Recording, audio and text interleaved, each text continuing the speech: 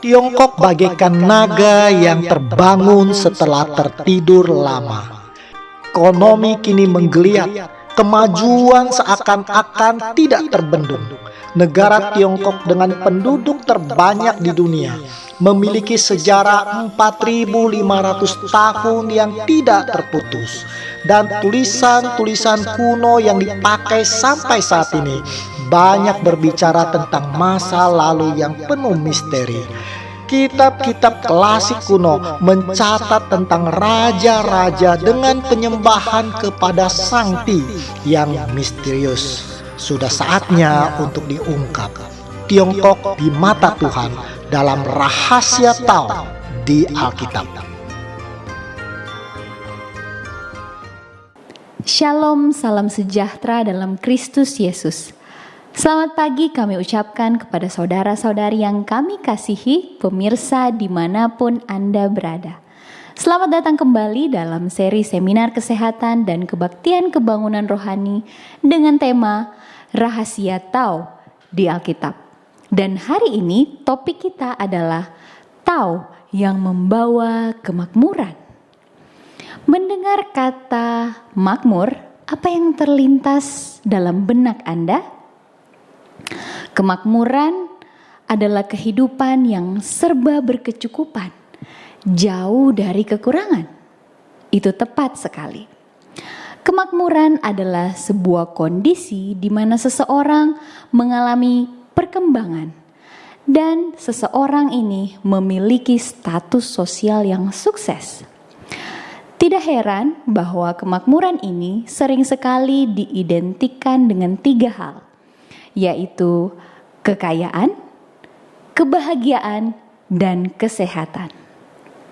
Tetapi, nama baik lebih berharga daripada kekayaan besar. Tetapi, nama baik lebih berharga daripada kekayaan besar. Dikasihi orang lebih berharga daripada perak dan emas. Amsal 2 ayat 1. Anda dan saya adalah anak-anak Raja kekal, Raja alam semesta. Apalah artinya perak dan emas dibandingkan nama baik kita yang adalah anak-anak raja? Anda dan saya adalah anak-anak raja. Bapak kita kaya rumah dan tanah, kita anak raja. Mari kita nyanyikan lagu ini dalam lagu Sion nomor 401.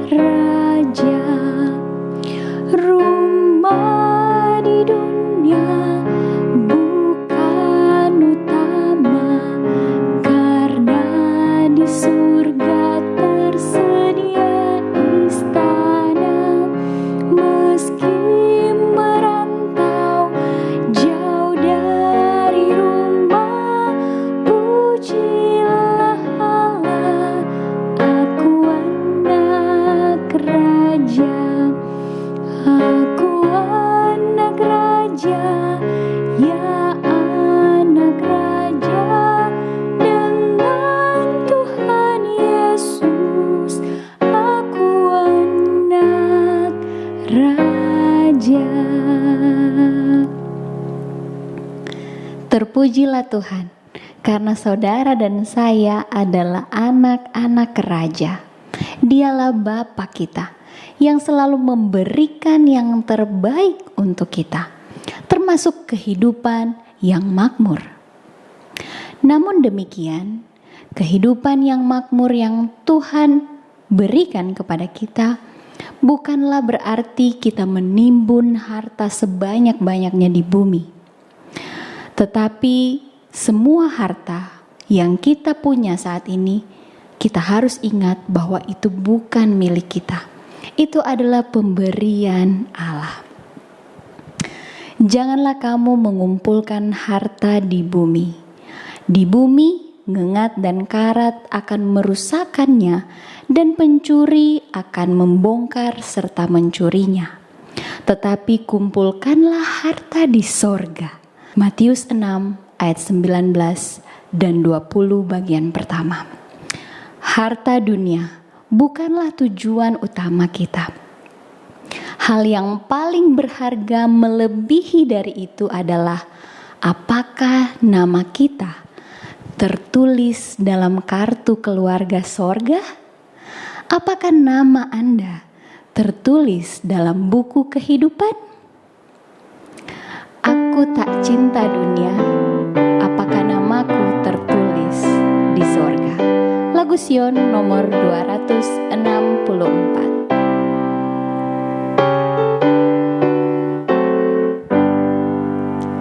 Aku tak cinta dunia dan kekayaannya, hanyalah surga mulia, tempat yang bahagia.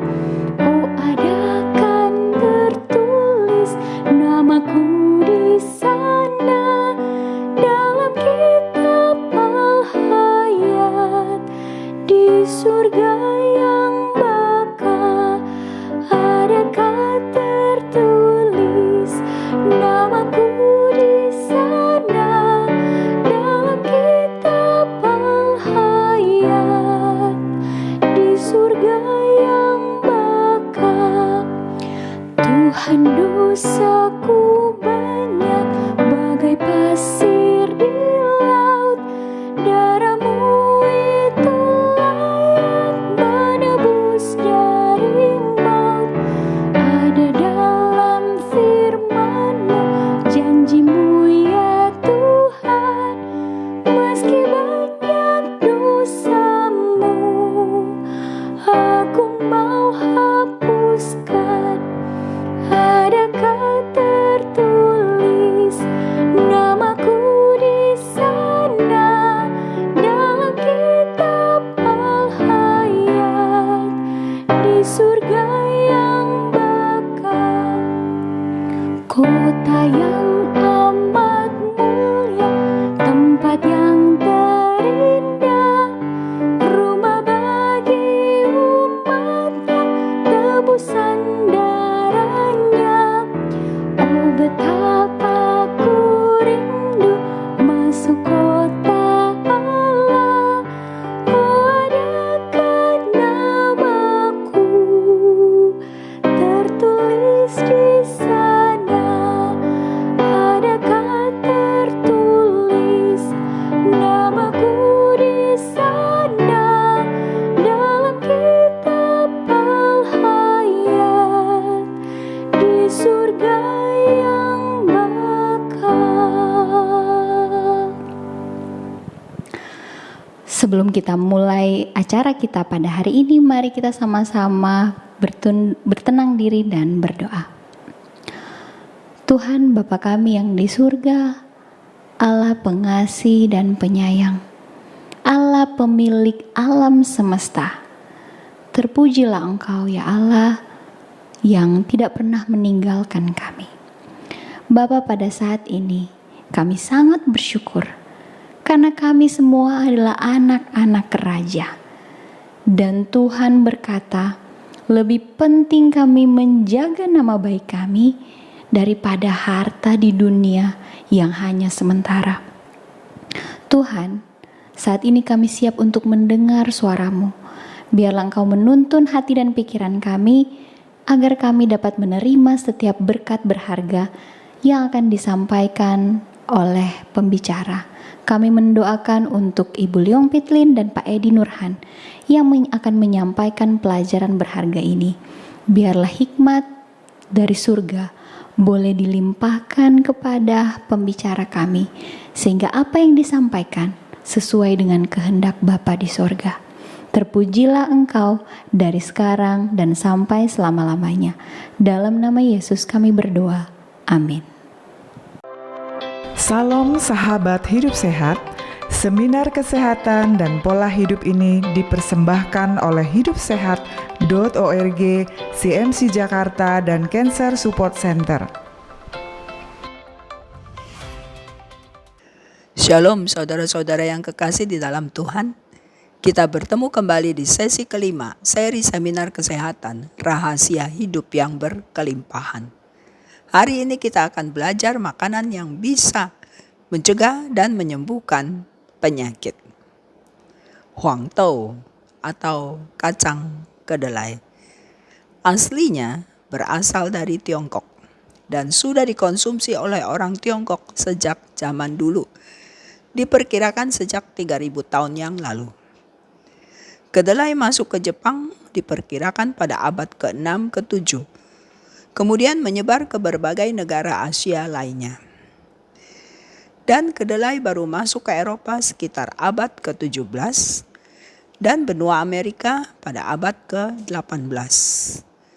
Pada awal abad ke-19, kacang kedelai mulai ditanam untuk makanan ternak karena tinggi protein. Kemudian dengan kemajuan teknologi dibuatlah kedelai GMO yang tahan hama. Selama berabad-abad, kacang kedelai sudah merupakan makanan utama dari orang Chinese dan orang Jepang yang memberikan sumber protein dan nutrisi penting lainnya untuk kesehatan. Menurut penelitian, kacang kedelai merupakan sumber protein nabati terbaik dan mengandung 8 jenis asam amino esensial yang dibutuhkan tubuh. Selain itu, kacang kedelai juga sumber yang kaya akan lemak baik dan tidak mengandung kolesterol. Kacang kedelai mengandung antioksidan, fitonutrisi, vitamin, mineral, serat, dan rendah indeks glikemik. Oleh karena itu, baik ditoleransi oleh penderita diabetes. Kacang kedelai memberikan banyak manfaat kesehatan untuk kesehatan jantung, pencernaan, kulit, tulang, mencegah kanker, dan sebagainya. Oleh karena itu kacang kedelai disebut magic bean atau kacang ajaib. Jika kita ke restoran Chinese atau Jepang, kita pasti temukan makanan olahan dari bahan kedelai. Karena memang kedelai merupakan makanan mereka sehari-hari. Berikut ini adalah jenis-jenis produk makanan khas Tiongkok yang dibuat dari kedelai. Ada tahu, ada kulit tahu, ada kecap, tauco, kembang tahu, dan sebagainya. Nah, berikut ini adalah jenis-jenis produk makanan khas Jepang yang dibuat dari kedelai. Tahu Jepang, ada miso, dipakai di dalam beratus jenis masakan. Ada yuba, natto, susu kedelai, edamame, agedashi tofu, shoyu, dan sebagainya. Tetapi sekarang kacang kedelai mulai dianggap musuh. Katanya berbahaya bagi kesehatan. Bisa menyebabkan kanker payudara. Padahal kacang kedelai sudah dikonsumsi oleh orang di Tiongkok dan Jepang sejak 2000-3000 tahun yang lalu. Logikanya jika kacang kedelai meningkatkan resiko kanker dan menyebabkan kanker, berarti orang Tionghoa dan orang Jepang pada sakit kanker semua, bukan? Tetapi kenyataannya tidaklah demikian. Bahkan ada penelitian yang menunjukkan bahwa resiko kanker payudara pada wanita Asia itu lebih rendah dibandingkan dari ras lainnya. Bahkan ada juga penelitian yang mengatakan ini kemungkinan karena mereka banyak konsumsi kedelai. Jika memang kacang kedelai tidak baik bagi kesehatan, Mengapa baru sekarang menjadi masalah? Sama seperti diet gluten free dan diet low karbohidrat.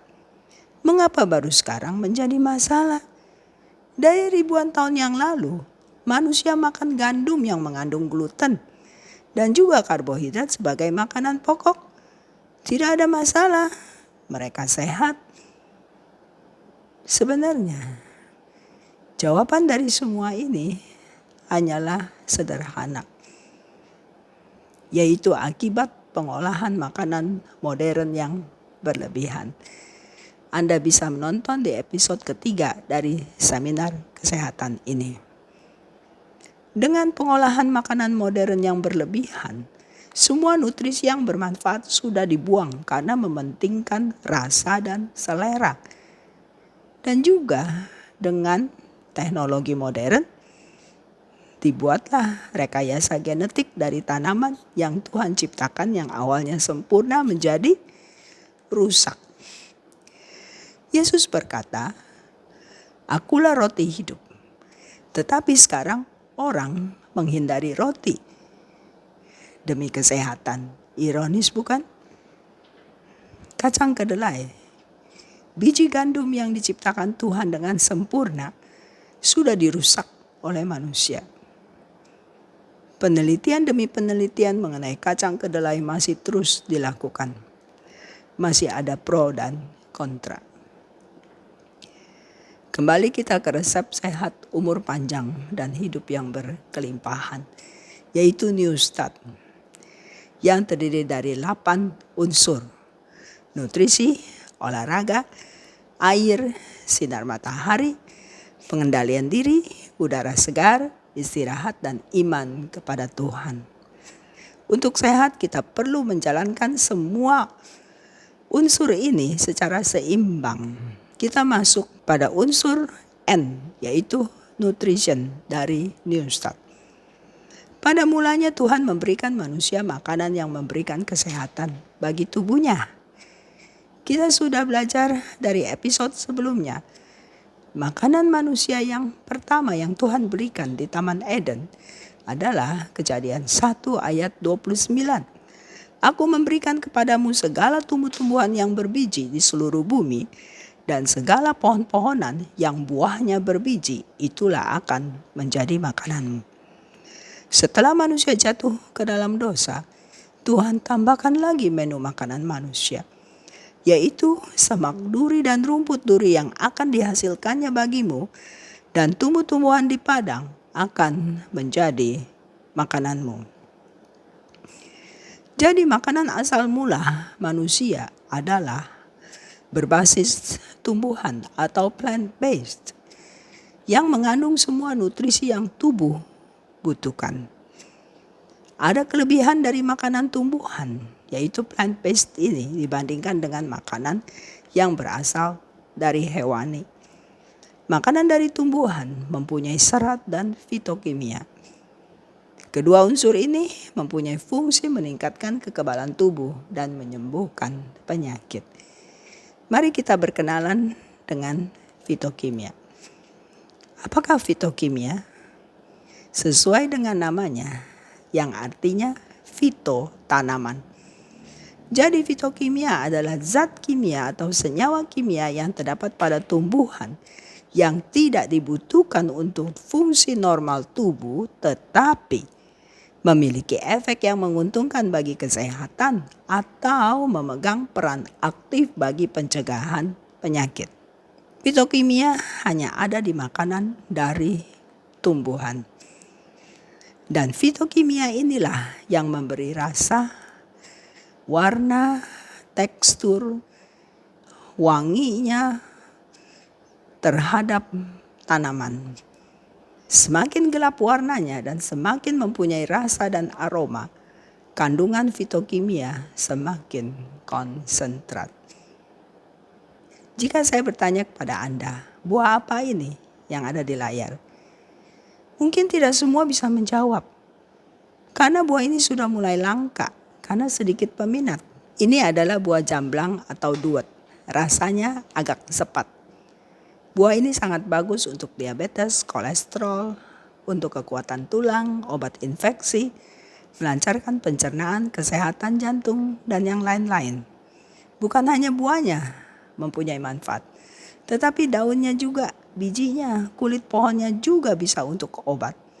Pohonnya cukup tinggi dan jika sedang berbuah, banyak sekali buahnya. Tuhan kasih dengan limpahnya buah-buahan ini yang jika dimakan mengandung obat untuk kesehatan tubuh kita. Murah meriah, gratis. Jadi sebenarnya kesehatan itu mahal apa murah? Kesehatan adalah murah. Justru sakit yang mahal. Apa manfaat fitokimia? Bertindak sebagai antioksidan, menetralisir radikal bebas, menstimulasi enzim detoksifikasi, membantu membangun sistem kekebalan tubuh, membantu kerja hormon, bertindak sebagai penangkal bakteri dan virus, dan sebagai imunoterapi. Sebagai imunoterapi, fitokimia bekerja secara sinergi bersama-sama dengan vitamin, mineral, glikonutrien, antioksidan, dan fitosterol untuk meningkatkan sistem imun. Agar mendapatkan manfaat maksimal, kita butuh kombinasi nutrisi dari diet makanan seimbang yang mendukung fungsi kerja tubuh. Fitokimia adalah warna-warni. Jika kita lihat warna, kita ingat fitokimia. Jika kita ingat fitokimia, kita ingat obat. Jadi fitokimia bukan hanya meningkatkan kesehatan tubuh kita, tetapi juga memberikan kenikmatan dari makanan yang kita makan dengan warna-warni yang ada. Tidak susah untuk mengetahui apakah makanan kita sudah cukup. Yaitu kita lihat saja apakah makanan kita warna-warni. Karena setiap warna mempunyai fitokimia yang berbeda-beda, mempunyai obat untuk mencegah penyakit yang berbeda-beda. Mudah bukan? Jadi ingat warna, ingat fitokimia. Kita ingat fitokimia, ingat obat. Oleh karena itu pastikan kita makan banyak makanan yang berbasis tumbuhan.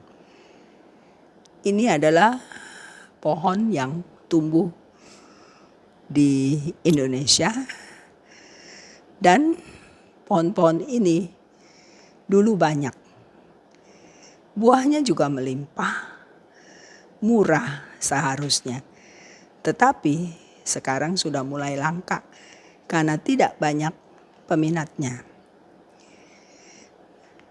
Contoh buah kersen. Buah kersen yang di sebelah kanan bawah di layar Anda. Ini rasanya tidak manis. Ya rasanya kayak tawar-tawar begitu. Nah, buah kersen ini bagus untuk asam urat, diabetes, tekanan darah tinggi, kesehatan jantung. Daunnya juga mempunyai manfaat yang hampir sama. Juga sebagai anti radang, obat sakit kepala. Dan yang satu lagi buah cermai, rasanya asam sehingga jarang orang menyukainya. Ini adalah obat kolesterol, diabetes, anti kanker, liver, dan antioksidan. Juga daunnya menjadi obat. Buah pepaya juga mempunyai banyak sekali manfaat kesehatan bagi kita. Kita akan bahas pada akhir sesi ini. Tuhan sungguh amat baik, memberikan kita makanan yang sekaligus menjadi obat bagi tubuh kita agar kita sehat. Jadi apabila makanan yang kita makan mengandung obat, seharusnya kita akan jarang sakit. Tuhan memberi kita makanan yang mengandung obat agar kita sehat. Tetapi sekarang justru makanan membuat kita sakit. Manusia tidak suka makanan yang Tuhan berikan. Manusia mempunyai caranya sendiri untuk mengubah makanan itu agar memenuhi standar seleranya.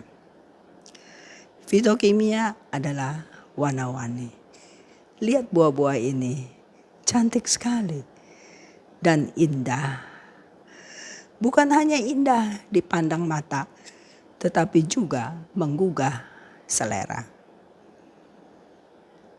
Kecuali selera kita sudah dirusak oleh bahan tambahan makanan seperti pewarna, pewangi, penyedap, penguat rasa, juga dibikin manis, asin, asam, sehingga makanan seperti ini tidak akan memberikan kepuasan kepada kita lagi. Kenapa? Karena selera kita telah dirusak. Apabila kita mulai memakan makanan sehat alami, makanan di alam yang berlimpah itu rasanya akan sangat luar biasa bagi kita. Ini adalah bunga. Ada bunga hibiscus yang bisa dipakai sebagai obat batuk, pilek, demam. Ada bunga turi, bunga goji berry, ada bunga telang, bunga kenanga, wijaya kusuma, bunga matahari, melati. Semua bisa dipakai obat. Selain indah untuk dipandang bunga-bunga ini, tapi bunga-bunga ini juga memberikan manfaat kepada kita. Ini adalah daun-daunan. Daun-daunan mengandung serat tinggi. Serat yang dibutuhkan untuk kesehatan kita. Saya sering mengatakan, celaka 13 bagi orang yang tidak doyan makan sayuran. Ini adalah ganduman dan padi-padian. Jika ingin mendapatkan fitokimia, makanlah gandum utuh atau beras pecah kulit yang penuh dengan nutrisi dan fitokimia. Bukan tepung putih yang hanya kalori kosong. Nutrisi sangat minim. Ini adalah polong-polongan yang merupakan sumber protein nabati tertinggi. Juga mengandung serat tinggi untuk kesehatan. Protein dari tumbuhan tidak kalah dari protein hewani. Tetapi di dalam pikiran masyarakat modern, protein hewani lebih unggul dari protein nabati. Tidak demikian sebenarnya. 100 gram protein dari daging sapi nilainya kurang lebih sama dengan 100 gram protein dari polong-polongan. Keunggulan dari protein nabati apa? Yaitu tidak mengandung kolesterol. Ini adalah akar-akaran. Akar-akaran pun bisa menjadi obat. Dan ini kita bisa pakai sebagai bumbu. Jadi kita tidak perlu minum akar-akaran ini dengan rasa yang pahit sebagai obat. Tetapi kita bisa tambahkan di makanan yang kita makan. Kita bisa bikin soto, kita bisa bikin gulai, kita bisa bikin pepes dan sebagainya. Ada kunyit, kencur, jahe, lengkuas, temulawak. Semua memberikan manfaat kesehatan bagi tubuh kita. Untuk obat batuk, mual, masuk angin, diabetes, kolesterol, pencernaan, cegah kanker, liver dan sebagainya. Memang Tuhan luar biasa, sangat menyayangi umat manusia. Tuhan tidak ingin kita sakit. Semua makanan Tuhan sudah kasih obatnya, pencegahnya. Ini adalah biji-bijian. Biji-bijian adalah sumber lemak omega 3 dan omega 6 yang baik dengan rasio ideal. Untuk mendapatkan manfaatnya, biji-bijian perlu dimakan mentah, ada juga yang harus direbus. Tetapi misalnya biji bunga matahari, biji labu kuning, biji wijen, itu semua dimakan mentah agar mendapatkan manfaatnya. Inilah adalah kacang-kacangan. Kacang-kacangan sangat penting untuk kesehatan tubuh kita. Saya lihat kacang-kacangan ini ditutupi oleh cangkang yang keras. Mungkin Tuhan tidak ingin kita makan berlebih-lebihan. Tetapi dengan teknologi modern, semua kacang-kacangan yang cangkangnya keras sudah dibuka. Kemudian digoreng atau di oven. Sehingga kita makan berlebih-lebihan. Kacang-kacangan yang harusnya menjadi obat malah sekarang menyebabkan sakit, misalnya asam urat dan kolesterol. Ini adalah umbi-umbian. Umbi-umbian merupakan sumber karbohidrat kompleks yang sangat baik. Semua makanan nabati yang Tuhan berikan, semua mengandung serat, mengandung enzim, mengandung protein, karbohidrat, lemak, vitamin, mineral, dan fitokimia. Dan semuanya memberikan manfaat kesehatan bagi tubuh kita. Hippocrates katakan, let food be your medicine. Biarlah makanan Anda menjadi obat Anda. Tuhan memberikan kita makanan dengan obatnya. Bagaimana untuk mendapatkan fitokimia yang maksimal? Untuk mendapatkannya, makanlah 7-9 porsi sayur dan buah warna-warni setiap hari. Jadi jangan lupa warna-warni. Dan untuk mendapatkan fitokimia yang maksimal, makanlah makanan sealamiah mungkin. Jika perlu diolah, olahlah sesedikit mungkin. Karena dengan memasak, gizi dan susunan fitokimia bisa berubah dan rusak. Jadi, jika suruh pilih kentang yang mana? Potato chips, french fries, atau kentang rebus yang dibumbui. Sudah pasti kentang rebus yang dibumbui. Demikian juga apel dan apple pie. Mending makan apel untuk manfaat kesehatan. Kecuali ingin memanjakan lidah, makan apple pie yang sudah pasti ada rasa manisnya. Sekarang bagaimana dengan daging hewan? Daging hewan tidak ada fitokimia. Lagi pula sekarang hewan sudah tidak sehat. Penyakit manusia makin meningkat. Demikian juga penyakit hewan. Selain itu, dikasih antibiotik, hormon, dan sebagainya. Kita sudah lihat dari episode yang kedua dari seri seminar ini, penelitian Blue Zone pada orang yang berusia panjang di 5 tempat di dunia yang usianya 100-an. Mereka nyaris vegetarian atau plant-based. Makan hanya sedikit hewani, hanya sekitar rata-rata 5% yang mereka makan. Mereka dengan umur 80 lebih, 90 lebih, 100-an mereka masih bisa bekerja dan aktif, tidak menjadi beban bagi keluarganya. Selain makan makanan alami, mereka juga aktif bergerak. Inilah makanan yang memang diciptakan Tuhan khusus untuk kebaikan manusia.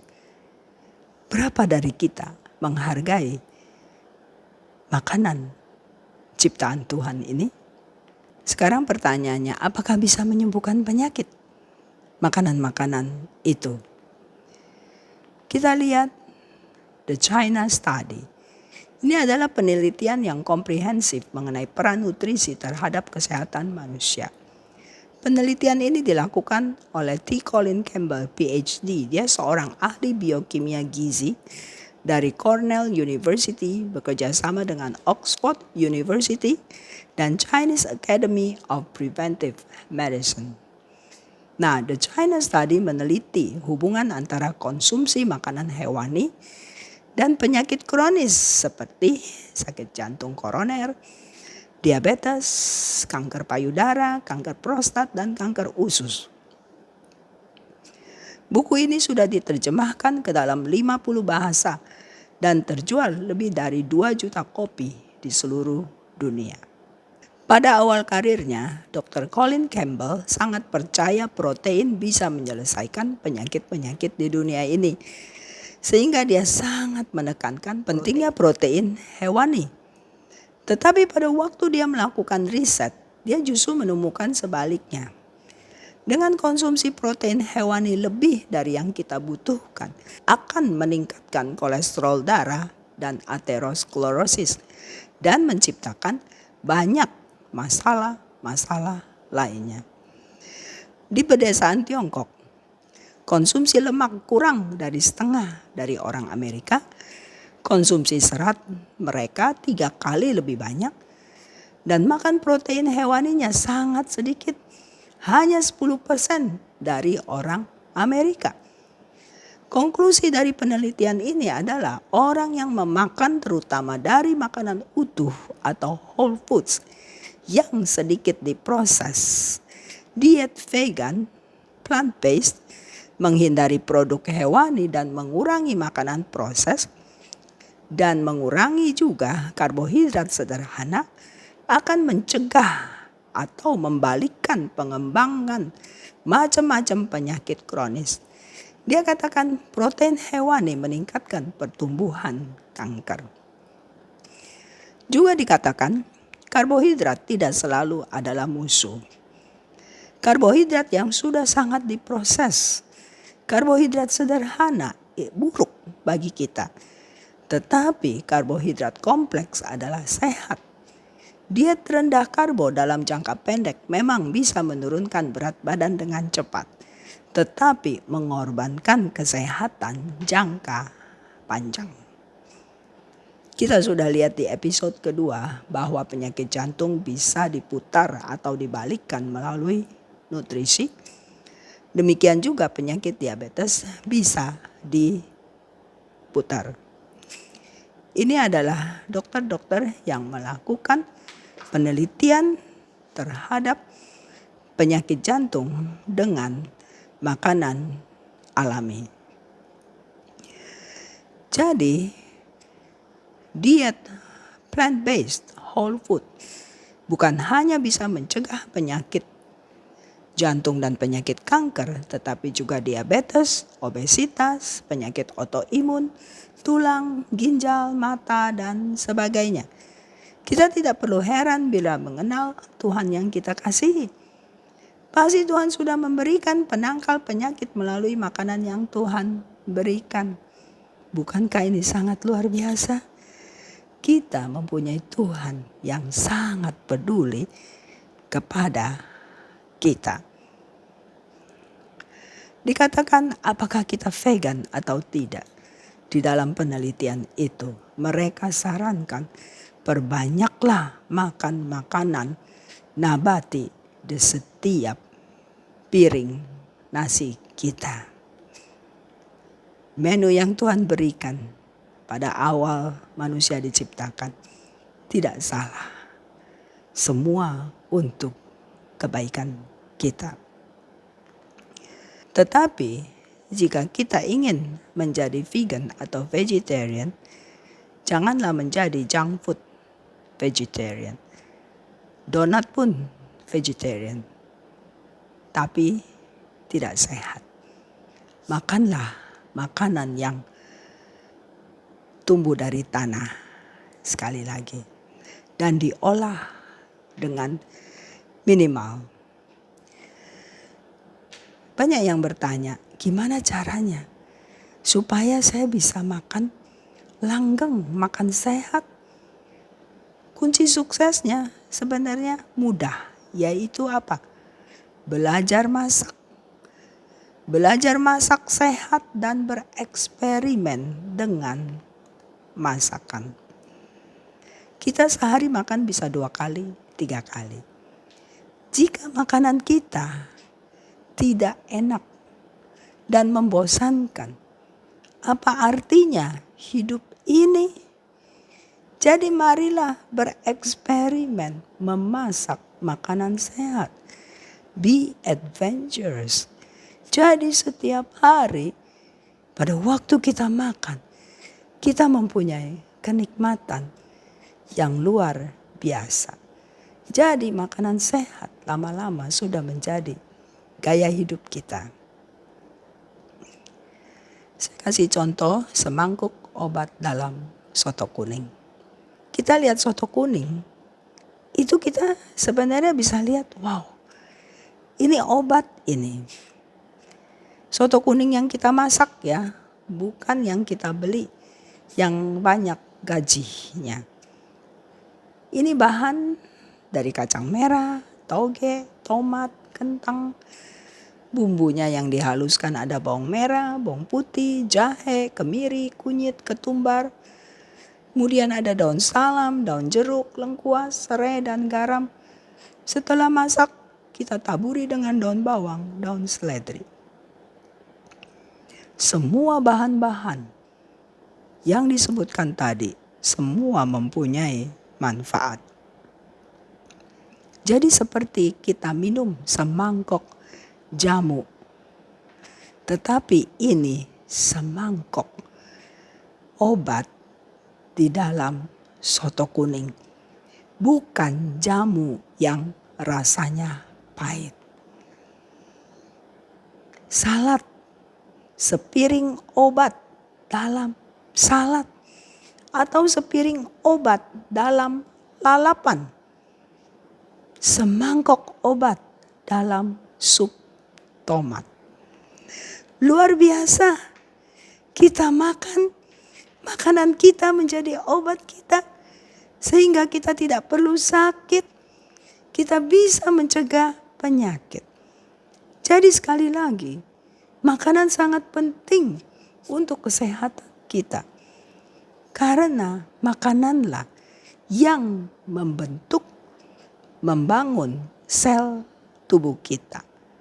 Jika makanan sehat, sel tubuh kita sehat. Jika makanan kita tidak sehat, sel tubuh juga tidak sehat. Mari kita baca di dalam Mazmur 104 ayat 14. Engkau yang menumbuhkan rumput bagi hewan dan tumbuh-tumbuhan untuk diusahakan manusia yang mengeluarkan makanan dari dalam tanah. Jadi sekali lagi, makanlah makanan yang keluar dari dalam tanah, yaitu apa? Tumbuhan. Bukan makanan yang dibuat di pabrik. Jika kita punya satu pohon pepaya saja di halaman rumah kita, kita sudah seperti mempunyai satu apotik kecil. Mengapa? Kita lihat khasiat dari pohon pepaya.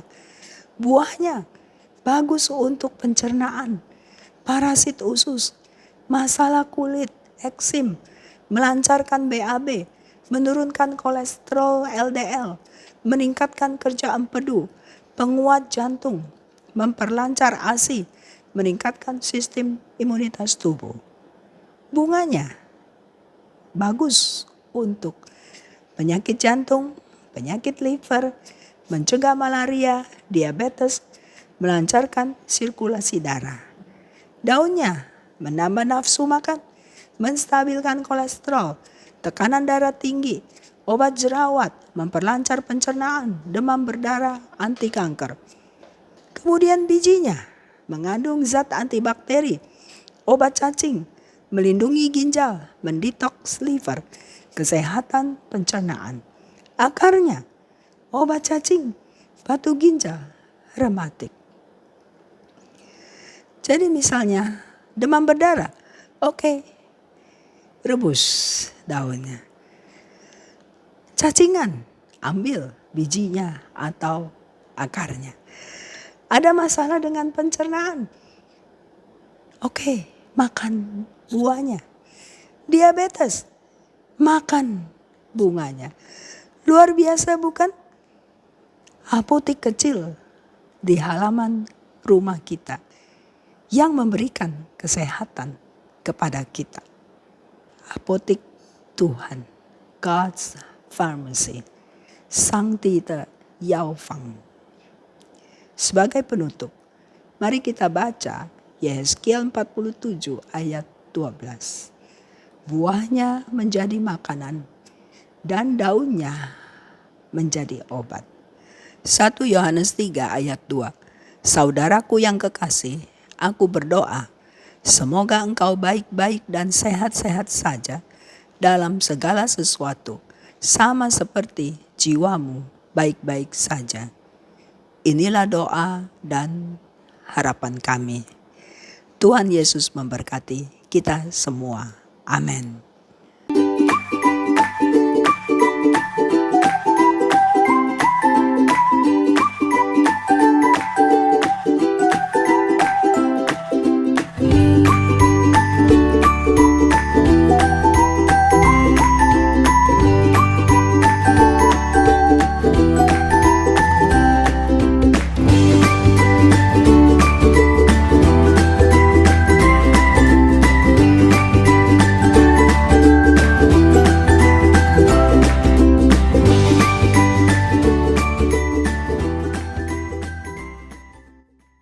Baiklah, sebelum kita lanjut pada sesi berikutnya, kami ingin menyampaikan beberapa pengumuman.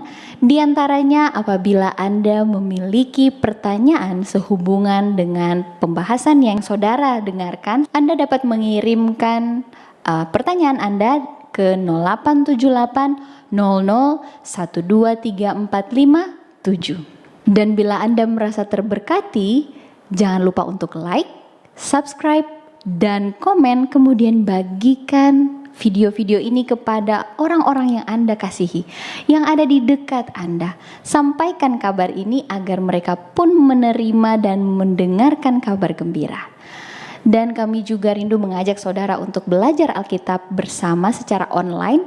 Untuk jadwalnya Anda dapat menghubungi kami di 0878 00 123457. Untuk sahabat-sahabat anak muda, kami tetap ada di setiap hari Kamis jam 7:30 malam. Kami juga mengingatkan Anda bila Anda memiliki permohonan doa. Kami rindu mendoakan Anda.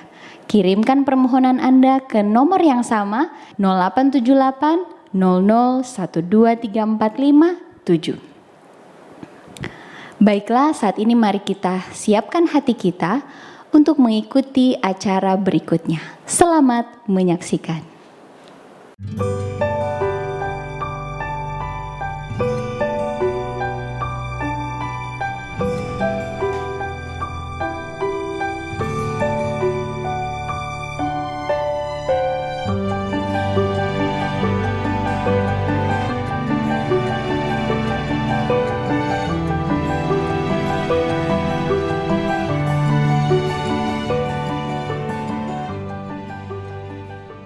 Pernahkah saudara merasa selalu menjadi pihak yang harus memberi? Dan apakah saudara letih karena terus memberi? Bila saudara merasa demikian, dapatkanlah hikmat nasihat pada saat ini dari firman Tuhan yang mengatakan bahwa tabahkan hati orang yang takut, tolonglah orang yang perlu ditolong, dan sabarlah terhadap semua orang. 1 Tesalonika 5 ayat 14. Atau sebaliknya, apakah saudara merasa selalu saja mendapat bantuan orang lain tanpa berdaya untuk membalasnya karena kondisi yang serba kekurangan? Jika saudara merasa telah menerima pertolongan yang begitu berlimpah, biarlah firman Tuhan memberikan inspirasi bagi kita tentang apa yang dapat saudara berikan sembari saudara menerima dari orang lain, yaitu dengan mengakui dan mensyukuri kerja keras daripada saudara-saudara yang telah memperhatikan kita. Dengan demikian, sesungguhnya Allah dapat memakai kita untuk membangkitkan semangat mereka yang selalu memberi kepada kita. Firman Tuhan mengatakan, supaya kamu menghormati mereka yang bekerja keras di antara kamu, dan supaya kamu sungguh-sungguh menjunjung mereka dalam kasih karena pekerjaan mereka. Seorang yang paling bijaksana yang pernah hidup di bumi ini mengatakan sebagai berikut, bahwa untuk segala sesuatu ada masanya, untuk apapun di bawah langit ada waktunya. Pengkhotbah 3 ayat 1. Ada saatnya untuk memberi, ada saatnya untuk menerima. Saudara sekalian, seorang bocah lelaki pulang dari gereja dan bercerita dengan penuh semangat bahwa ia baru belajar tentang seorang anak laki-laki yang bagi-bagi makanan. Tentu saja yang ia maksudkan adalah seorang anak kecil yang memberikan roti dan ikannya kepada Tuhan Yesus. Yesus baru selesai mengajar orang banyak sepanjang hari. Dan murid-murid menyarankan agar Yesus menyuruh orang-orang tersebut untuk pergi ke desa untuk membeli roti. Jawab Yesus, tidak perlu mereka pergi. Kamu harus memberi mereka makan. Matius 14 ayat 16. Para murid kebingungan karena orang itu ada sebanyak 5.000 orang yang harus diberi makan. Angka 5.000 itu tidak termasuk perempuan dan anak-anak. Jumlah orang yang tidak sedikit loh, itu sangat banyak. Saudara mungkin sudah tahu kelanjutan ceritanya. Seorang anak menyerahkan makan siangnya 5 roti dan 2 ikan. Dan dengan itu Yesus memberi makan orang banyak. Dan saudara tahu dari ceritanya bahkan masih sisa 12 bakul. Luar biasa. Mujizat Kristus memberi makan orang banyak dengan 5 roti dan 2 ikan. Itu pemberian dari seorang anak kecil adalah karya mujizat Sang Pencipta yang melampaui apa yang dapat kita pikirkan. Inilah satu-satunya mujizat Yesus di samping kebangkitannya yang dicatat dalam semua kitab Injil. Matius, Markus, Lukas, dan Yohanes. Setiap penulis Injil itu mencantumkan detail yang berbeda. Lebih dalam lagi kita lihat di kitab Injil Yohanes, terjemahan dari King James Version, tertulis demikian. Di sini ada seorang budak kecil yang mempunyai 5 roti jelai dan 2 ekor ikan kecil. Dinyatakan bahwa ini adalah pemberian dari seorang anak kecil, budak pula. Lalu rotinya pun roti jelai. Itu terbuat dari barley yang lebih murah dari tepung pada waktu itu. Dan biasanya orang yang sederhana dan miskin makan roti jelai. Kemudian saudara, ikannya pun disebut 2 ekor ikan kecil. Apa yang dapat kita pelajari dari kisah ini? Keluarga, tetangga, teman kita, kolega, dan orang-orang yang ada di sekitar kita memiliki kebutuhan yang berbeda-beda. Haruskah kita mengirim mereka kepada orang-orang yang lebih mampu menolong daripada diri kita sendiri? Memang kebutuhan beberapa orang atau beberapa pihak bisa jadi melampaui kemampuan kita untuk menolong mereka. Tetapi tidak selalu. Ingatlah pada cerita tadi. Persembahan seorang budak kecil dengan 5 roti jelai dan 2 ekor ikan kecil, semuanya serba kecil, namun cukup untuk memberi makan 5.000 orang laki-laki, belum termasuk perempuan dan anak-anak. Apapun yang saudara miliki, mungkin itu berupa pelukan hangat, perkataan yang lembut, telinga yang mau mendengarkan, doa singkat, atau sekedar nasihat, penghasilan atau gaji yang tidak seberapa, berikanlah itu kepada Yesus. Dan lihatlah apa yang sanggup Yesus lakukan dengan pemberian persembahan saudara. Tuhan dapat memakai hal yang kecil untuk menyelesaikan rencananya yang besar. Saudara sekalian, serahkanlah 5 roti jelai dan 2 ekor ikan kecil kita, yaitu ketiadaan kita, kekurangan kita, ketakutan, rintangan, beban, ambisi, dan cita-cita kita. Sebab Tuhan dapat melakukan mujizat dengan itu dan mengubahnya menjadi makanan bagi banyak orang. Dari cerita tersebut yang ditulis di 4 kitab Injil, Yesus mengajarkan bahwa jumlah sekecil apapun sudah lebih dari cukup ketika diserahkan ke dalam tangan Kristus. No gift too small in the hands of God. Apa yang dapat saudara berikan kepada Yesus untuk dipakainya untuk memberkati orang lain? Adakah suatu kebutuhan orang lain yang mungkin dapat saudara penuhi? Saudara sekalian, ketika kita diminta untuk berbuat sesuatu, itulah kesempatan bagi kita untuk bertumbuh menjadi semakin serupa dengan karakter Kristus. Dengan memberi, kita memahami sedikit banyak apa yang Allah rasakan. Kita memahami mengapa Allah sangat senang memberikan kasih-Nya kepada kita, dan kita pun menikmati sukacita Tuhan dan kepuasan dalam menjadi berkat bagi orang lain. Saudara sekalian, apakah 5 roti jelai dan 2 ekor ikan kecil kita? Berikanlah hal itu kepada Tuhan. Dia akan memakainya. Baiklah, saat ini kita berdoa demikian. Bapa, Engkau menghendaki kami untuk memberi kepada orang lain sebagaimana Engkau telah memberi begitu banyak bagi kami. Ajarlah kami untuk memberi, agar kami dapat mencerminkan karakter Kristus dan menjadi makin serupa dengan Kristus pada hari ini. Amin.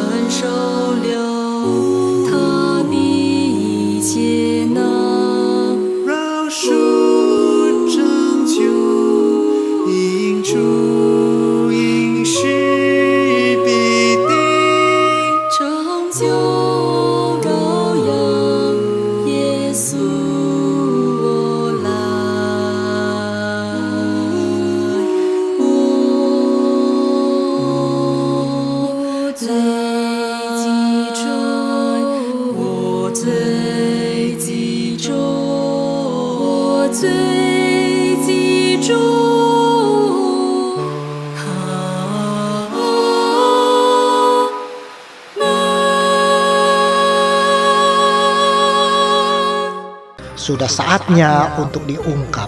Tiongkok di mata Tuhan dalam rahasia Tao di Alkitab. Orang Tionghoa dan kekayaan hampir tidak dapat dipisahkan. Mungkin karena kemiskinan yang dialami pada masa yang lalu, terutama di antara tahun 1927 hingga 1949, sebagian daripada penduduk Tiongkok terpaksa migrasi meninggalkan Tiongkok karena kekurangan makanan, karena tidak tersedianya kesempatan bekerja oleh karena peperangan, perang dengan Jepang, perang antar mereka sendiri. Dan banyak dari mereka yang akhirnya naik kapal laut berbulan-bulan lamanya membawa mereka ke Singapura, ke Brunei, ke Thailand, ke Malaysia, dan ke Indonesia. Dan bahkan ke seluruh dunia. Nah, penderitaan membuat mereka tangguh, mereka hemat, dan mereka ulet di dalam bekerja dan berusaha. Mereka dikenal sebagai Hua Qiao atau Tionghoa imigran. Nah, kelaparan di masa lalu membuat orang Tionghoa jika bertemu satu dengan yang lain, sapaannya bukan selamat pagi atau apa kabar. Mereka menyapa satu dengan yang lain dengan kata sudah makankah atau cepau lemah. Karena bisa makan setiap jam makan pada saat itu adalah sebuah kemewahan. Dan sapaan itu menjadi sebuah tradisi sampai saat ini. Meskipun sebagian besar dari mereka sudah kaya dan bisa makan enak. Banyak dari mereka yang kerjanya berdagang. Mereka bekerja dari pagi hingga larut malam dengan hemat yang luar biasa. Maka mereka perlahan-lahan mulai memperbaiki status ekonomi mereka di tanah yang baru mereka tempati. Saya diceritakan oleh orang tua saya bahwa di antara mereka ada yang sangat luar biasa hemat. Mereka bisa makan bubur hanya dengan lauk biji zaitun. Dan setelah buburnya habis, biji zaitun itu dibungkus dan kemudian disimpan untuk lauk makan berikutnya. Mereka berpikir bahwa salah satu cara untuk mendapatkan kebahagiaan ialah dengan mendapatkan uang yang sebanyak-banyaknya, dengan bekerja sekeras-kerasnya, berusaha dari pagi hingga malam. Anak-anak mereka biasanya hanya sekolah sampai SD atau SMP dan ikut membantu orang tuanya berdagang. Sekarang kita melihat bahwa banyak orang Tionghoa yang sudah menikmati hasil kerja keras mereka. Perekonomian mereka meningkat tajam. Mereka menguasai banyak usaha-usaha penting di mana-mana. Dan bekerja keras adalah satu-satunya kunci utama untuk keluar dari penderitaan dan mendapatkan kebahagiaan. Sayangnya kemudian banyak orang Tionghoa yang menjadikan uang menjadi tujuan utama dalam hidup mereka. Mereka ingin menjadi semakin kaya dan menimbun kekayaannya. Uang menjadi prioritas utama di dalam hidup. Dan tidak heran, orang Tionghoa bahkan punya dewa yang bernama Cai Sen, artinya dewa uang. Ini adalah dewa favorit orang Tionghoa dan disembah karena percaya bahwa dewa Cai Sen bisa memberikan rejeki kepada mereka. Dan biasanya dalam perayaan tahun baru, bangsa manapun, orang selalu saling mengucapkan selamat tahun baru satu dengan yang lain. Tidak demikian dengan orang Tionghoa. Di hari raya Imlek, jika bertemu dengan orang, mereka tidak ucapkan selamat tahun baru, tetapi Kong Si Fa Cai atau bahasa Kantonisnya Kong He Fa Choi. Artinya apa? Selamat menjadi kaya. Tidak ada hubungannya dengan selamat tahun baru. Karena menjadi kaya sudah menjadi tujuan hidup bagi kebanyakan orang Tionghoa. Itu sebabnya orang Tionghoa suka dengan sayur sawi putih. Karena nama sawi putih dalam bahasa Mandarin adalah Pai Cai. Dan nadanya hampir sama dengan Pai Cai, artinya Pai itu adalah 100, Cai itu adalah kekayaan. Jadi patung sawi putih Pai Cai itu dianggap membawa kekayaan dan keberuntungan. Nah, suku yang lain di tahun baru saling bermaaf-maafan, orang Tionghoa saling berbagi angpau kepada anak-anaknya. Anak-anak Tionghoa di kampung saya waktu kecil kalau ditanya besar mau jadi apa? Jawabannya seragam, ingin jadi orang kaya. Kalaupun ada 1-2 yang ingin jadi dokter, itu pasti mau menjadi dokter yang kaya. Karena orang Tionghoa yang dulu miskin percaya bahwa kekayaan adalah satu-satunya jalan menuju kepada kebahagiaan. Sedangkan yang sudah kaya, mereka takut kehilangan kekayaannya, takut kehilangan keberuntungannya. Sehingga orang Tionghoa menjadi sangat superstitious. Mereka menjadi sangat missing atau boleh dikatakan percaya kepada hal-hal yang bersifat tahayul. Misalnya, orang Tionghoa senang dengan angka 8. Karena 8 atau pa bunyinya hampir sama dengan kata fa. Fa cai menjadi kaya. Nah, di tahun 2003 ada satu berita yang sangat luar biasa. Yaitu nomor telepon yang ada angka 8-nya sebanyak 8 buah itu terjual kepada Sichuan Airlines dengan harga yang fantastik. 4 miliar rupiah hanya untuk sebuah nomor telepon. Karena ada 8 angka 8. Nah, angka 4 sebaiknya sangat dihindari dan tidak disukai orang. Karena apa? Karena bunyinya sama dengan artinya mati. Nah, Anda tidak akan jumpai di lift lantai dengan nomor 4 di Indonesia. Orang Tionghoa suka pelihara ikan, terutama ikan koi, karena dianggap itu membawa keberuntungan atau rezeki. Kenapa? Oleh sebab kata ikan yi itu sama dengan bunyinya dengan kata berkelimpahan yi. Nah, bunyinya sama dan orang suka dengan ikan. Itu sebabnya di tahun baru Imlek akan sering terdengar ucapan Nian Nian You Yi. Bukan berarti tiap tahun ada ikan. Tetapi biarlah tiap tahun ada rezeki yang berkelimpahan. Walaupun tetap ada gambar ikannya di sana. Dan orang Tionghoa suka makan ikan pada saat perayaan tahun baru. Nah, jika Anda diajak makan ikan di rumah orang Tionghoa, hati-hati. Sebagian orang Tionghoa mempunyai kepercayaan yang unik, yaitu jika sudah habis daging yang di sebelah atas, nah untuk makan daging yang ada di sebelah bawahnya, ikan tidak boleh dibalik. Lalu bagaimana makannya? Tulangnya diangkat, lalu kemudian dimakan bagian bawahnya. Mengapa? Sebab mereka percaya jika ikan itu dibalik, takutnya rezeki mereka bisa-bisa ikut juga terbalik. Nah, kalau kita bertanya kepada orang Tionghoa, apakah satu hal yang paling penting dalam hidup mereka? Jawabnya adalah fu. Fu diartikan sebagai berkat atau rezeki. Itu sebabnya karakter fu terpampang di mana-mana. Berkat atau rezeki yang datang dari langit agar mereka bisa bertambah kaya. Inilah karakter fu dalam berbagai macam bentuk. Nah, kadang-kadang karakter fu ini dipasang terbalik agar rezekinya mereka percaya turun dari atas ke bawah. Kalau kita bertanya kepada orang Tionghoa 3 hal yang paling penting dalam hidup mereka, maka jawabannya adalah fu lu so. Fu tadi kita udah jelaskan artinya adalah berkah atau rezeki, lu artinya kemakmuran, dan so artinya panjang umur, changso. Itu sebabnya patung dewa Fuluso ada di banyak toko orang Tionghoa. Agar ketiga dewa ini dapat memberikan banyak rezeki, kemakmuran, dan umur panjang. Inilah kebahagiaan menurut orang Tionghoa.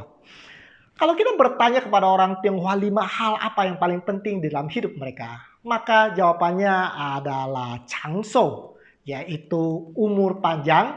Lalu kemudian fukui artinya adalah kekayaan. Berikutnya adalah kangning artinya kesehatan. Lalu kemudian haute artinya kebaikan atau kebajikan. Lalu sangcong artinya adalah kematian yang alami. Yaitu meninggal karena umur tua dan bukan karena penyakit. Nah, kelima hal itu mereka sebut sebagai ufu. Itu sebabnya ada istilah ufu lingmen atau kelima berkat sudah datang ke pintu rumahnya. Sebenarnya kita tidak adil mengatakan bahwa hanya orang Tionghoa yang senang dengan kekayaan. Pasti juga bangsa-bangsa atau suku-suku yang lain. Dan saya yakin bahwa kita semua atau semua manusia yang pernah hidup di zaman modern ini harus mengakui akan kekuasaan dari 2 ikon dunia saat ini. Yang sangat mempengaruhi akan setiap langkah kehidupan kita. Dan tidak bisa kita membayangkan dunia tanpa kedua ikon itu. Anda bisa tebak apakah itu? Betul, teknologi dan uang.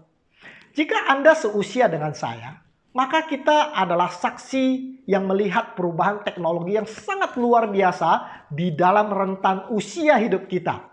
Nah, ini adalah iklan mobil Kijang di tahun 1970. Dan ini adalah iklan mobil Kijang sekarang. Luar biasa perubahannya.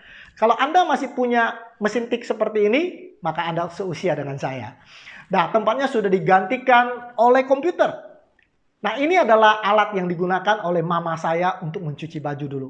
Dan ini adalah alat yang digunakan oleh istri saya mencuci baju sekarang.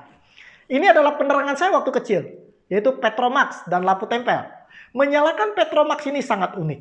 Itu harus diisi spiritus, lalu dinyalakan, dipompa, dan sebagainya. Baru kemudian dia menyala. Sekarang kita sudah diganti dengan lampu LED yang tinggal tekan saklar dan lampu itu sudah nyala. Ini telepon rumah saya yang pertama dan sekarang kita memiliki telepon genggam yang kecil.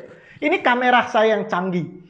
Dulu, sekarang sudah diganti dengan HP. Ini kalkulator saya waktu saya sekolah dulu sudah digantikan oleh HP. Ini Walkman Sony yang sangat terkenal untuk pemutar lagu zaman dulu. Sekarang sudah digantikan oleh HP. Satu untuk semua. Nah, disadari atau tidak, hidup kita sudah dikendalikan oleh teknologi. Lupa bawa Alkitab ke gereja masih biasa. Kalau lupa bawa HP, banyak yang panik dan kembali ke rumah untuk mengambilnya. Mati lampu 2 hari, kita sudah tidak bisa hidup dengan normal. Lalu kebahagiaan manusia mulai dikaitkan dengan materi dan teknologi. Kesuksesan seseorang diukur dari berapa banyak materi yang dimiliki, berapa besar rumahnya, mobil apa yang dibawa, seberapa canggih HP-nya, apa merek tas yang dibawa. Jarang ditanya apakah harmonis rumah tangganya. Ukuran sukses adalah materi dan teknologi. Seorang remaja di Tiongkok yang bernama Xiao Chen, usia 17 tahun, dia ingin sekali memiliki iPad 2 yang merupakan simbol kemakmuran di negeri Tiongkok. Tapi ia tidak memiliki uang yang cukup untuk membeli iPad. Dan ketika dia melihat iklan online di internet yang menyebutkan bahwa ada agen yang bersedia membayar 22.000 yuan atau 29 juta rupiah untuk sebuah ginjal, dan dia buru-buru menghubungi agensi tersebut.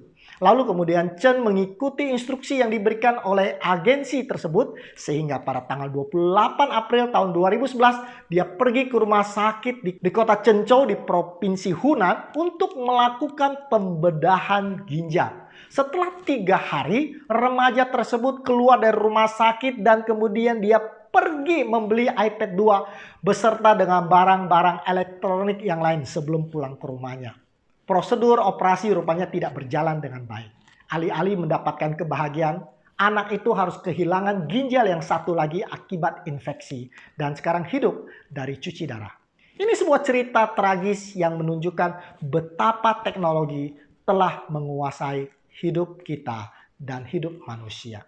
Menurut Rescue Time, sebuah perusahaan software, dia katakan bahwa setiap orang rata-rata menghabiskan 3 jam 15 menit di telepon setiap hari. Dan orang mengecek teleponnya 58 kali dalam sehari. Mengecek Facebook, WhatsApp, Instagram, dan mudah-mudahan termasuk membaca Alkitab lewat HP. Kita mungkin tidak lagi menyembah Tyson, tetapi setan, si bapak segala dusta berhasil membuat teknologi menjadi Tuhan yang kita sembah tanpa kita sadari. Karena memiliki semua materi dan teknologi itu identik dengan sukses, maka orang berlomba-lomba bekerja siang dan malam untuk mencari uang sebanyak-banyaknya. Kadang dengan mengorbankan waktu untuk pasangan kita, waktu untuk anak kita, dan waktu untuk Tuhan. Dan mengharapkan semua uang yang kita dapat memberikan kebahagiaan kepada pasangan kita, dapat memberikan kebahagiaan kepada anak-anak kita, dan dapat memberikan kebahagiaan kepada Tuhan melalui persembahan. Apakah kebahagiaan yang sejati bisa didapat dengan uang dan teknologi? Sangat menarik, majalah Time mencoba untuk menjawab dalam satu edisi dengan judul The Science of Happiness, ilmu pengetahuan mengenai kebahagiaan. Majalah Time mencoba untuk mencari hubungan antara kebahagiaan dengan jumlah uang yang dimiliki, dan inilah data yang dia sajikan. Jadi Time menyorot negara dan salah satunya negara Jepang sebagai contoh soal. Nah, ekonomi Jepang berkembang dengan sangat pesat sejak Perang Dunia yang Kedua. Statistik kehidupan yang berhubungan dengan uang dan segala yang dapat dibeli oleh uang bergerak ke atas seperti roket. Dalam 20 tahun, antara tahun 1960 sampai 1980, GDP-nya bergerak naik 4 kali lipat. Pertumbuhan yang tertinggi dalam sejarah. Dari kehancuran hingga setiap rumah tangga sekarang mempunyai lebih dari satu mobil dan mereka menghabiskan uang ratusan juta rupiah setiap tahun untuk perjalanan wisata kemana-mana. Uang dicari, uang dibelanjakan, ekonomi meroket ke atas. Tapi grafik kebahagiaan pada periode yang sama ternyata hanya sebuah garis datar pada saat diadakan survei. Mereka tidak menjadi lebih bahagia. Dan Jepang tidak sendirian. Korea Selatan mengalami hal yang sama. Keajaiban ekonomi dalam beberapa dekade terakhir ini juga terjadi di sana. Tetapi survei menyatakan bahwa kebahagiaan tidak bertambah walaupun GDP bertumbuh dengan pesat. Sebuah polling yang dibuat oleh US National Opinion Research Center di tahun 1950 menunjukkan bahwa sepertiga orang Amerika menggambarkan diri mereka sangat bahagia. Dan sejak itu polling diadakan secara berkala dan sampai hari ini saat GDP di Amerika telah naik 2 kali lipat, persentase orang Amerika yang menganggap dirinya sangat bahagia masih tetap sama, yaitu sepertiga dan tidak bertambah walaupun sudah lebih banyak penghasilan yang mereka dapatkan. Begitu juga di Eropa yang GDP-nya naik dari 34 miliar dolar menjadi 2 triliun dolar di dalam waktu 50 tahun terakhir. Tetapi waktu diukur kepuasan dalam hidup tetap sama seperti tahun 1970. Ini adalah hasil daripada penelitian majalah Time. Dan kemudian lebih jauh majalah Time mengatakan bahwa dia katakan tentu kita tahu bahwa uang tidak dapat membeli kebahagiaan. Tetapi kita bersikap tidak mau mendengar. Jutaan dari kita menghabiskan lebih banyak waktu dan energi untuk mendapatkan barang yang dapat dibeli oleh uang daripada mengerjakan aktivitas yang memberikan kepuasan sejati. Seperti mempererat persahabatan, menolong orang lain, dan meningkatkan kerohanian. Dan dalam salah satu artikelnya yang berjudul The Real Truth About Money, penulisnya bertanya, mengapa kita tetap mengejar kekayaan walaupun kekayaan itu lebih sering membawa kecemasan sosial daripada kepuasan? Kita bersikap seolah kebahagiaan hanyalah sejangkau sebuah kredit card. Ini sangat luar biasa. Saya hampir tidak percaya bahwa ini adalah artikel dari sebuah majalah sekuler, yaitu majalah Times. Edward Diener, seorang psikolog dari Universitas Illinois, mewawancara 400 orang anggota Forbes 400, yaitu 400 orang yang paling kaya yang hidup di dunia ini. Dan dia dapati bahwa mereka hanya sedikit lebih bahagia daripada orang kebanyakan. Diener lebih jauh menjelaskan bahwa kesedihan mereka, orang-orang kaya itu seringkali disebabkan karena kecemburuan terhadap temannya yang lebih kaya. Sangat luar biasa. Dan Dylan Evans, penulis buku Emotion, dia katakan bahwa there is more to happiness than financial security. Dia katakan kalau berbicara kebahagiaan, uang bukan segala-galanya. Masih banyak hal lain yang harus diperhatikan. Baik, sekarang pertanyaannya, kalau uang tidak membawa kebahagiaan, lalu apa yang bisa membawa kebahagiaan? Nah, majalah Time yang membuat penelitian ini mendapati bahwa anak yang sekolah di sekolah yang bagus tidak lebih bahagia daripada anak yang sekolah di sekolah yang biasa saja. Anak yang pinter, yang IQ-nya tinggi juga tidak lebih bahagia daripada anak yang otaknya biasa-biasa saja.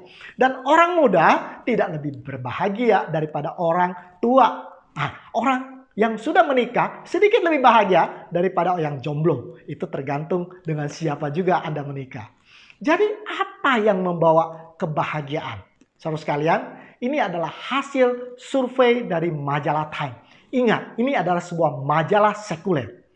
Dan mereka mendapati bahwa mereka yang lebih berbahagia adalah, baik, saya ingin saudara dengarkan baik-baik.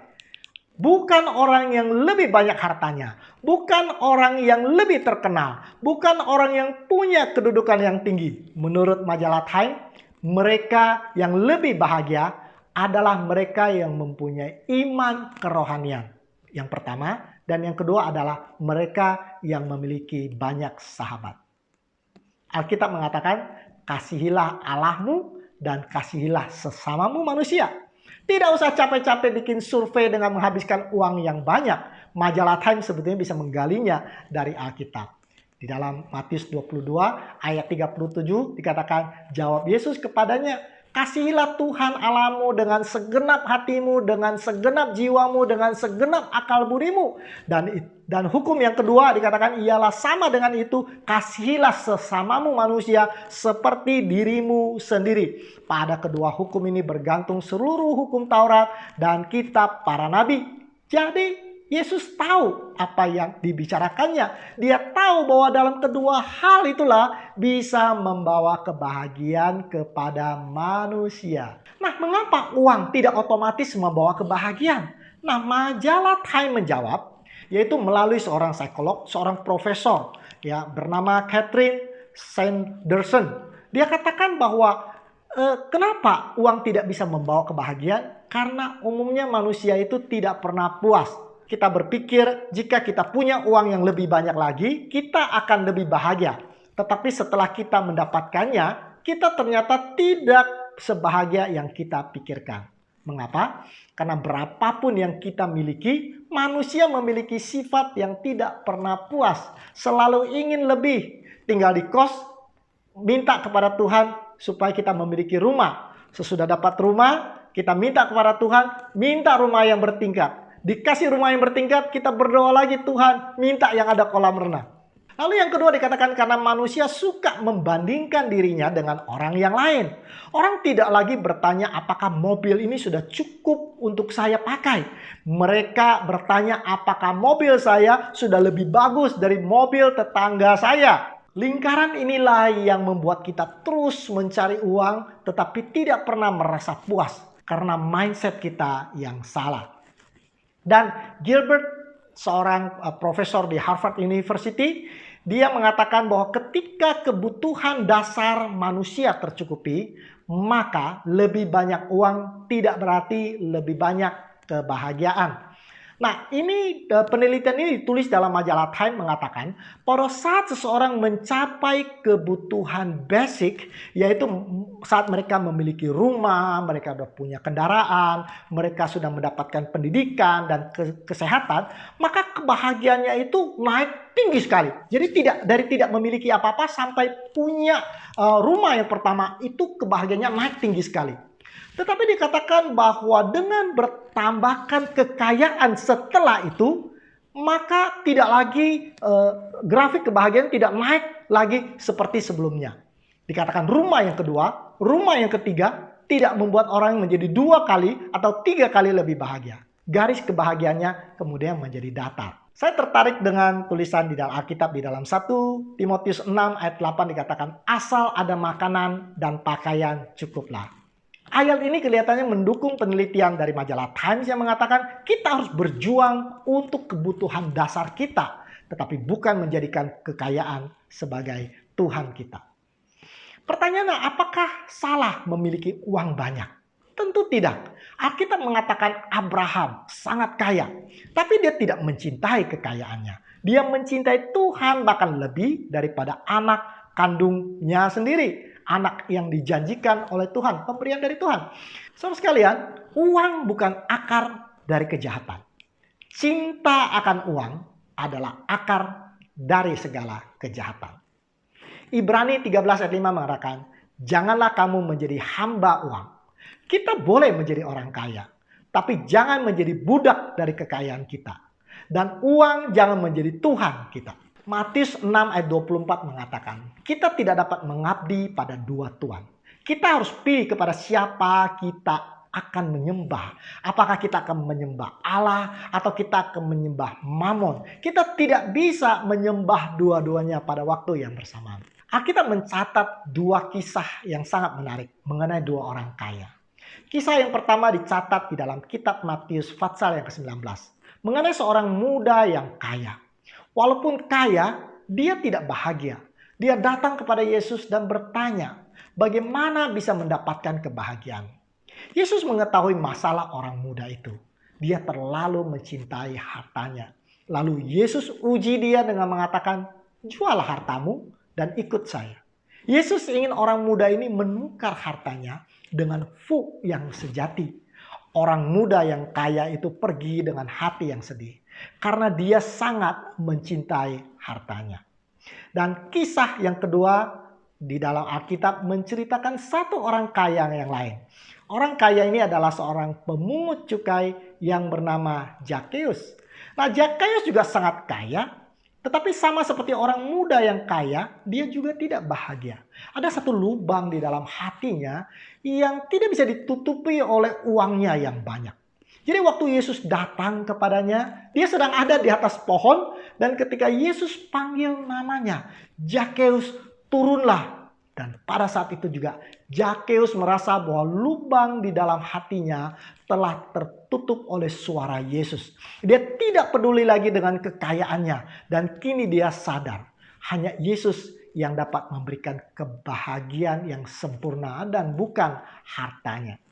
Pada episode yang kedua kita telah berbicara mengenai karakter Fu yang terdiri dari satu, lalu kemudian mulut atau orang, dan kemudian taman. Nah, satu orang di taman itu bukan Fu, bukan kebahagiaan. Seluruh keindahan Taman Eden yang menyenangkan hati Adam, manusia pertama yang diciptakan oleh Tuhan, itu bukan sumber kebahagiaan Adam. Sumber kebahagiaan Adam itu adalah radikal Tuhan yang ada di sampingnya. Itulah yang membuat utuh karakter Fu. Dan itulah yang membuat Adam bahagia karena ada Tuhan di sampingnya. Sejak manusia jatuh ke dalam dosa, manusia kehilangan kemuliaan Allah. Manusia kehilangan radikal Allah. Manusia mencoba untuk menggantikan radikal Tuhan ini dengan emas, dengan uang, cincin, ketenaran, materi, entertainment, bahkan dengan obat-obatan. Manusia mungkin bisa mendapatkan kesenangan, kebanggaan, kepuasan sejenak, tetapi itu bukan Fu yang sejati. Candice Lam, seorang clinical psychologist, mengatakan bahwa setengah dari pasiennya adalah kaum selebritis, adalah CEO daripada bank-bank terkenal. Mereka adalah tokoh-tokoh politik. Tapi dia katakan mereka walaupun adalah orang-orang yang memiliki segala-galanya. Mereka memiliki uang, mereka memiliki teknologi. Tapi banyak dari mereka justru mengalami depresi yang berat. Kalau Anda suka dengan tas merek Kate Spade, ini adalah desainernya dan pemiliknya, Catherine No Spade. Wanita yang pintar dan sukses dan memiliki harta yang sangat luar biasa, ratusan juta dolar, akhirnya mengakhiri hidupnya dengan gantung diri 2 tahun yang lalu. Leslie Cheung, seorang penyanyi dan aktor yang terkenal di Hong Kong. Saya percaya banyak dari kita mengenal tokoh ini.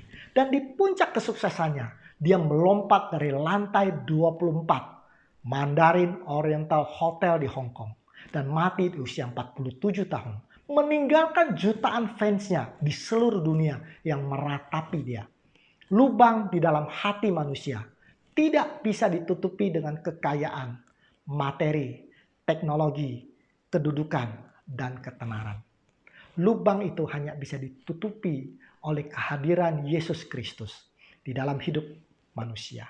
Dan saudara akan merasakan kebahagiaan yang sejati, damai sejahtera bersama dengan Tuhan untuk selama-lamanya. Pagi ini, dimanapun saudara berada, jika saudara merasakan ada satu kekosongan di dalam hati saudara, merasa hampa, dan menjalani hidup ini yang rasanya tidak bermakna, saudara merasa gelisah dan tidak mendapatkan kedamaian, mungkin ada lubang di dalam hati saudara yang perlu ditutupi, dan hanya Kristus yang dapat menutupinya. Kristus selalu mengetuk hati setiap orang. Dan dia hanya bisa masuk jika saudara mengizinkan dengan membuka pintu dan mengundangnya masuk. Dan jika itu yang saudara inginkan, mari kita tunduk kepala dan kita berdoa. Bapa di surga, pagi ini hamba-Mu mau berdoa untuk semua pemirsa dimanapun mereka berada yang mengikuti acara pada pagi hari ini. Kami tidak tahu apa permasalahan yang dihadapi. mungkin masalah ekonomi, mungkin masalah penyakit, mungkin masalah hubungan. Tapi kami percaya Tuhan, Engkaulah tahu, Engkaulah satu-satunya yang dapat memulihkan hati kami. Pada saat Engkau datang dan bertahta di dalam hati kami akan mendapatkan fuk yang sempurna. Berbahagia bersama dengan Tuhan. Terima kasih ya Tuhan, Engkau beserta dengan kami. Kami berdoa di dalam nama Tuhan Yesus yang menjadi juru selamat dan penebus kami. Baiklah, sampai bertemu lagi di episode yang mendatang. Tuhan memberkati. Tiongkok bagaikan naga yang terbangun setelah tertidur lama. Ekonomi kini menggeliat, kemajuan seakan-akan tidak terbendung. Negara Tiongkok dengan penduduk terbanyak di dunia memiliki sejarah 4.500 tahun yang tidak terputus. Dan tulisan-tulisan kuno yang dipakai sampai saat ini banyak berbicara tentang masa lalu yang penuh misteri. Kitab-kitab klasik kuno mencatat tentang raja-raja dengan penyembahan kepada Sang Ti yang misterius. Sudah saatnya untuk diungkap. Tiongkok di mata Tuhan dalam rahasia Tao di Alkitab.